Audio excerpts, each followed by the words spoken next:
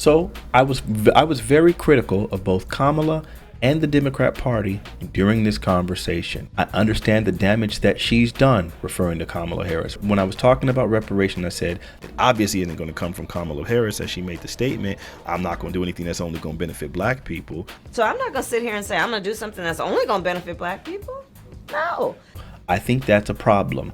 Later on, I said, I can point out to you that the stuff that she's done that has been horrible, the stuff that came out of her office, and those should be the center of the conversation. I also said her motives are always going to be sketchy to me because of what she's done with her positions of power.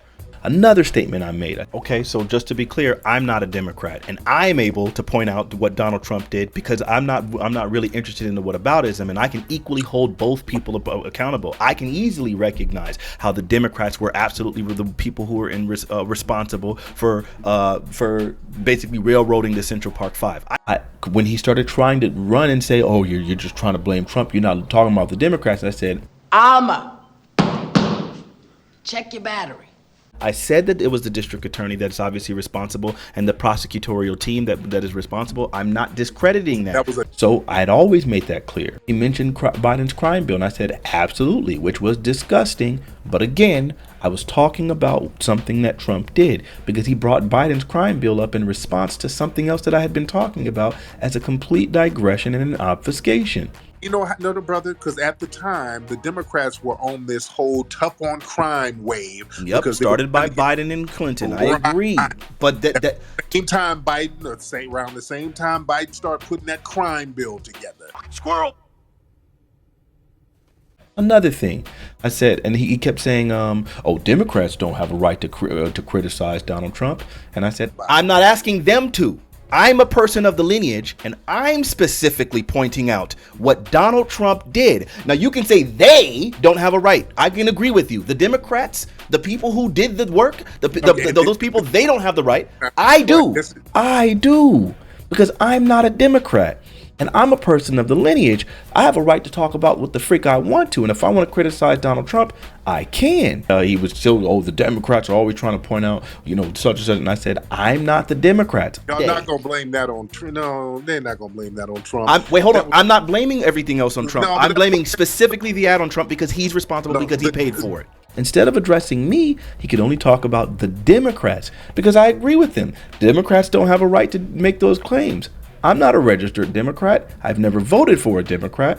I've never advocated for Democrats. So what are we talking about? I'm me. I am a freedman, a black American who clearly recognizes that what Donald Trump's stances are on the Central Five are horrendous. Do you understand the words that are coming out of my mouth? Then when we started talking about the stimulus checks, I made a statement and I said, man, we could talk about the Donald Trump stimulus checks and the Democrats. And I was like, freak, because I realized in order to make this claim, I'm going to have to say something positively about the Democrats, which I don't like to do publicly. No! Wait, hold on.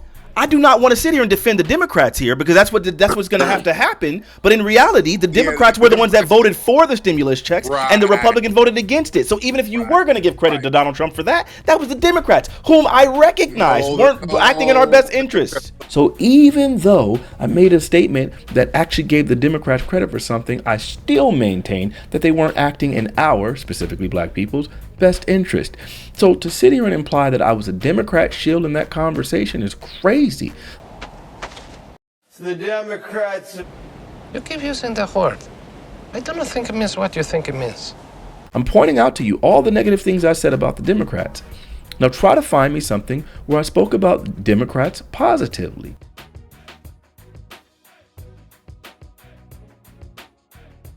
Find a single statement that I said positively about Kamala Harris. You can't. Now, to the contrary, let's look at Tariq Nasheed and the way he handled the conversation. He claims to not be a Donald Trump supporter. How do you do, fellow kids? What? Yet every single time I mentioned everything that Donald Trump did, he found a way of trying to dismiss it, move the goalposts, change the subject, digress, do everything he can to obfuscate. Then you've got to learn the 5 Ds of dodgeball. That's a different statement. But was what I said true though? Because I feel like you're not addressing what I said. Why the Democrats be trying to explain about the stimmy checks, them Donald Trump stimulus checks popped out there. So yeah. Dodge. Because he had his name on it, we're going to dismiss the fact that the Republicans voted against it and that the Democrats wanted it. Yep, because when the Republicans do something, Duck. To move there would be Donald Trump. He created the policy for the opportunity zones, which allowed them to invest there, which of course made white liberals move there, which ended up creating more displacement and gentrification in black neighborhoods. So the fact that you would have to find some type of third generation harm. Dip. And Bill, I'm not even a Trump defender. I'm not a Trump. Well, you listen to me. When I point out to you how opportunity zones impact black people, and then you point out to his intention, that's a defense of Donald Trump when Donald Trump did something foul to black people. Dive. If Trump repeals that, then obviously that's going to negatively impact black people. But go ahead and defend Trump on that one. You feel like that wasn't problematic at all? Because the thing is, Obama wasn't doing it for us. They wasn't doing it for us anyway. They were doing that for the LGBT community. Dive and dodge. If you master the 5 Ds, no amount of balls on earth can hit you.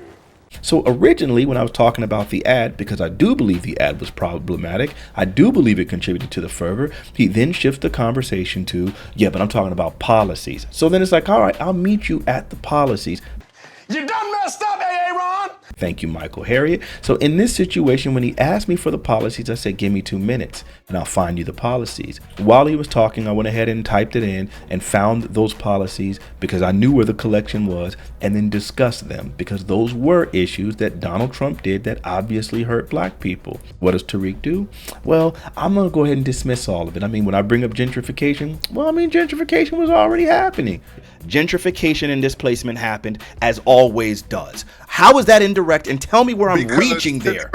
Because gentrification was already damn happening. It wasn't because of the opportunity zones. Did opportunity zones expand the gentrification and displacement? The gentrification was already in damn place, and that was under the Democrats. And it's the Democrats that were putting the policies of gentrification in place. Sure. So because something's already happening doesn't mean that it isn't being exacerbated. When Biden wrote the crime bill, black people were already disproportionately being locked up, weren't they? That doesn't mean that the crime bill wasn't harmful. It doesn't mean that it didn't exacerbate it. That didn't mean that it didn't expedite it. It didn't mean that it didn't create a greater problem. So that's what I'm pointing out to you. Simply because something existed before you did it doesn't mean that you didn't still create harm. He tries to dismiss that. Well, gentrification was already happening. Well, if someone expands gentrification and increases and expands displacement, then that person is a problem. That's what Trump did with his bill. He refused to acknowledge it. Or is that a fact or not? No, that's not really a fact, because that's the Democrats, man. Most of those areas. That's a policy. Then when he mentioned, when I brought up another policy and I mentioned the tax codes. And when you're giving all of these tax breaks to the richest and you're removing things like the child tax credits and things like that, then obviously you understand why that would be harmful towards the more impoverished folks. It would be obviously more harmful disproportionately to black people. That's too much of a reach. That didn't. It's a reach?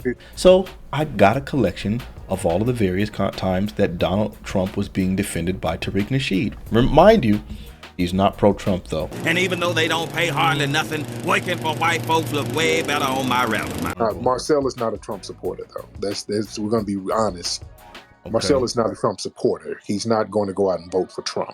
Well, fact is, he is voting for Trump, or at least that's what he told me. He said as long as Trump maintains his position on immigration, he's willing to vote for Trump. He said that in a space with me. So Marcel is voting for Trump.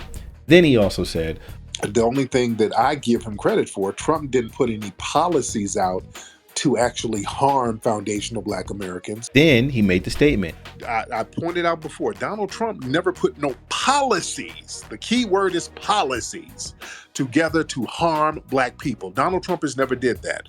But of course, as you'll see when we get into the conversation, he clearly did do that. 2 minutes, I'll find you a policy that Donald Trump did that specifically harmed black people. No, it didn't. No, you can't find anything. Okay. And the fact that you need 2 minutes to find one, that's the point. So you're telling me that no economist would be able to point out that the economic impact of Donald Trump's tax plan did not disproportionately hurt black people? No, it didn't. And so his blunder there is what negatively impacted black Americans the most, considering the fact that we were more overrepresented within the service sector. Which part of what I just said wasn't factual? Name the No, part that I said that wasn't factual. everything because Trump put them stimulus checks out there and that helped people. But in reality, the Democrats were the ones that voted for the stimulus checks, and the Republicans voted against it. So even if you were going to give credit to Donald Trump for that, that was the Democrats, whom I recognize weren't acting in our best interests. But Donald Trump signed off on it. Then that means when Trump says that he wants to pass a law for immunity for officers, that means he wants to expand it in some variety. Do you feel like that was an appropriate thing? And do you feel like that would hold on, wait, Obama. This is where I have the problem. People cannot point to a policy Trump put together to harm black people. And this is why a lot of black people kind of warm up to Trump more so than Kamala. Now that's enough. That's enough. Time out, Negroes. Time out. I can't sit here and let y'all badmouth my president. I don't have a problem with people not liking Kamala. What I have a problem with is people going towards Trump. Escape